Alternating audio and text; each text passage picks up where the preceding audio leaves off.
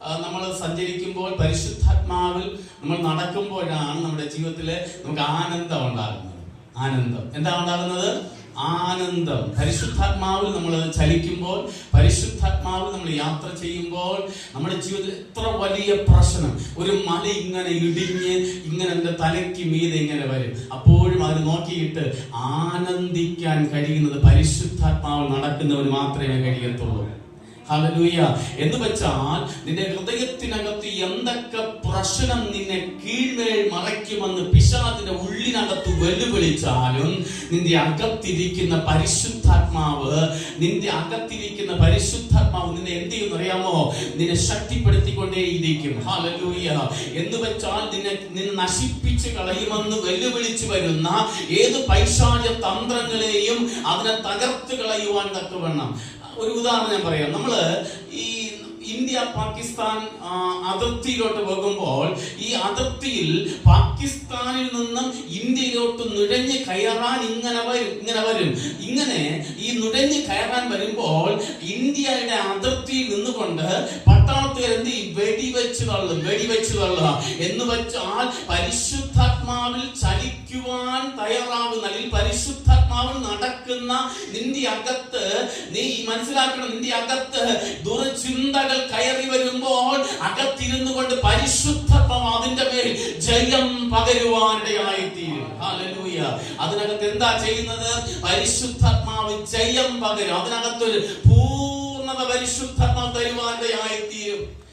ഈ പരിശുദ്ധാത്മാവിൽ നടക്കുന്ന വ്യക്തികൾക്കെല്ലാം പകൽ പോലെ തിരിച്ചറിയാൻ കഴിയും. പരിശുദ്ധാത്മാവിൽ നടക്കുന്ന വ്യക്തികൾക്കെല്ലാം പകൽ പോലെ വെളിച്ചമായിരിക്കും. എന്ന് വെച്ചാൽ എത്ര വലിയ പ്രശ്നത്തിനകത്തും നിന്റെ ഹൃദയത്തിനകത്ത് വെളിച്ചം ഇറങ്ങി വന്നുകൊണ്ടേയിരിക്കും. ഹല്ലേലൂയ. എന്ന് വെച്ചാൽ നമ്മൾ മനസ്സിലാക്കണം, നിങ്ങൾ ഇരുട്ടറയ്ക്കകത്ത് കിടക്കുന്നിരിക്കട്ടെ, നിന്റെ കൺമുമ്പിൽ എല്ലാ വഴിയും അടഞ്ഞൊരവസ്ഥയാണ്. നമ്മുടെ കൺമുമ്പിൽ എന്താണ്? എല്ലാ വഴിയും അടഞ്ഞൊരു അവസ്ഥയാണ്. പക്ഷേ എല്ലാ വഴിയും അടഞ്ഞ അവസ്ഥയ്ക്കകത്ത് നീ കണ്ണടച്ച് ഒരു മിനിറ്റ് അകത്തിരിക്കുന്ന പരിശുദ്ധാത്മാവിനോട് വഴി ചോദിച്ചാൽ വഴി അകത്തു നിന്ന് വെളിപ്പെടും. നീ പുറത്ത് തപ്പേണ്ട ആവശ്യമില്ല. നിന്റെ അകത്തിരിക്കുന്ന പരിശുദ്ധാത്മാവ് തന്നെ നിന്റെ അകത്തിരുന്നു കൊണ്ട് വഴി കാണിച്ചു തരാനിടയായിത്തീരും. പലപ്പോഴും നമ്മൾ വഴി തപ്പുന്നത് നിന്റെ കണ്ണിൽ കാണുന്ന വഴി തപ്പും. അവിടെ നോക്കുമ്പോൾ എല്ലാ വഴിയും അടഞ്ഞിരിക്കും. പക്ഷേ അകത്തിരിക്കുന്ന പരിശുദ്ധാത്മാവിനോട് നീ വഴി ചോദിച്ചാൽ അകത്തിരിക്കുന്ന പരിശുദ്ധാത്മാവ് വഴി കാണിച്ചു തരിക. വഴി ഇല്ലെങ്കിൽ പുതു വഴി തുറന്നു തരും പരിശുദ്ധാത്മാവ്. ഈ രാത്രി ഞാൻ കൈമാറുകയാ. പരിശുദ്ധാത്മാവിനെ കഴിയാത്ത ഒരു കാര്യവുമില്ല. പക്ഷേ പരിശുദ്ധാത്മാവിനെ ദുഃഖിപ്പിക്കരുത്. നിന്റെ അകത്തിരിക്കുന്ന പരിശുദ്ധാത്മാവിനെ നീ ദുഃഖിപ്പിക്കരുത്. ഹല്ലേലൂയ. ഇവിടെയാണ് നമ്മൾ തിരിച്ചറിയേണ്ടത്. ദൈവരാജ്യം ദൈവദാസൻ പ്രസംഗിച്ചപ്പോൾ ഇങ്ങനെ പറഞ്ഞു, ആത്മാവിൽ ദരിദ്രരായവർ ഭാഗ്യവാൻ. നീ എപ്പോഴും ആത്മാവിൽ ദരിദ്രരായെന്ന് ചിന്തിച്ചുകൊണ്ടേയിരിക്കുക. ദാരിദ്ര്യം അനുഭവിക്കേണ്ടത് ആത്മാവിലാണ്. ഹല്ലേലൂയ. ദാരിദ്ര്യം അനുഭവിക്കേണ്ടത് ആത്മാവിലാണ്. ആത്മാവിൽ നീ ദാരിദ്ര്യം അനുഭവിക്കുന്നു എങ്കിൽ നിനക്ക് ആത്മാവിൽ എന്ത് ചെയ്താൽ തൃപ്തി വരില്ല. പാടിയാലും തൃപ്തി വരില്ല, ആരാധിച്ചാൽ തൃപ്തി വരില്ല, ബൈബിൾ ധ്യാനിച്ചാൽ തൃപ്തി വരില്ല.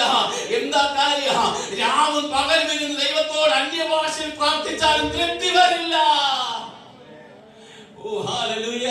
നീ എന്ത് ചെയ്താലും തൃപ്തി വരില്ല.